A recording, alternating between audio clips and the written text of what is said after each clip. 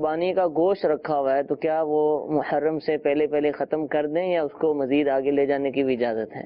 دیکھیں، یہ اس طرح کے بہت سارے سوالات عام طور پہ یوں ہی پیدا ہوتے ہیں کہ ہم علماء سے پوچھتے نہیں ہیں، اور جو سینہ بہ سینہ ایک دوسرے سنتے سناتے آگے یہ چیزیں ڈیلیور ہوتی چلی جا رہی ہیں۔ تو صحیح اور درست مسئلہ اس معاملے میں یہ ہے کہ نبی کریم رؤوف الرحیم صلی اللہ تعالی علیہ وآلہ وسلم نے قربانی کا جو گوشت تھا، ابتدائی اسلام میں جب قربانی کا حکم آیا تو آپ صلی اللہ تعالی علیہ وآلہ وسلم نے اس کو مخصوص دنوں تک استعمال کرنے اور مخصوص مقدار میں استعمال کرنے اور بقیہ گوشت پھر صدقہ کرنے کا حکم فرمایا تھا۔ اس کو بہت زیادہ دنوں تک رکھ نہیں سکتے تھے، پھر یہ حکم تبدیل فرما دیا تھا۔ تو مولا علی کرم اللہ تعالی وجہہ الکریم ایک سفر سے جب واپس آئے تو خاتون جنت حضرت فاطمہ الزہرا رضی اللہ تعالی عنہا نے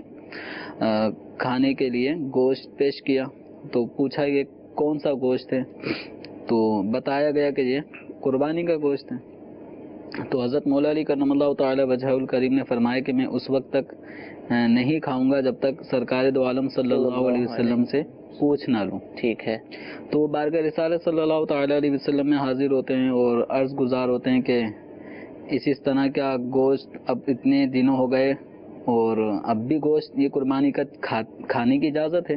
تو آپ صلی اللہ تعالی علیہ وآلہ وسلم نے فرمایا کلوہ من ذی الحجہ الی ذی الحجہ،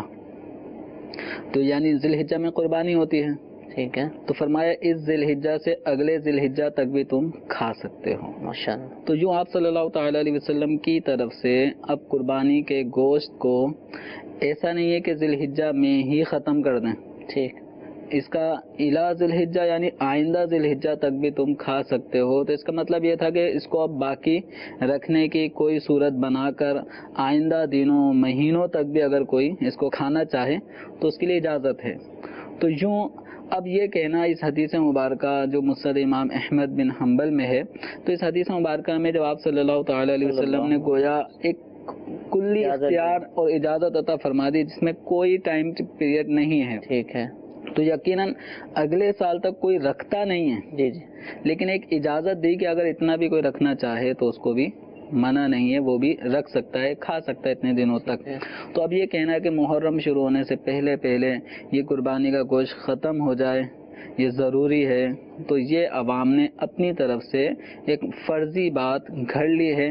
جو بس آگے سے آگے بڑھتی چلی جا رہی ہے اور سد باب نہیں ہو رہا ابھی تک نہیں ہو رہا۔ حالانکہ ہم نے اس کے جوابات دیے ہیں لیکن پھر بھی لوگ پوچھتے ہیں جو سلسلہ نہیں دیکھ پائے یا علماء سے جیسے آپ فرما رہے ہیں، یہ ختم ہونا چاہیے۔ اس طرح کے جو مسائل ہیں وہ علماء سے پوچھ کے اپنی ذہن کی صفائی کریں۔ بہت سارے وہ مسائل جن کا شریعت مطہرہ میں کوئی ان مسائل کا وجود نہیں ہے کہ ایسا کرنا ہے تو ویسا کرنا ہے، عوام نے اپنے طور پہ اس کو فرض کر لیا ہے، تو ان چیزوں کو ختم کریں، وہ رسم و رواج وہ اپنی سوچیں، اپنے افکار نظریات ختم کریں اور اپنی سوچ فکر نظریات کو شریعت مطہرہ کی روشنی میں ڈھالیں۔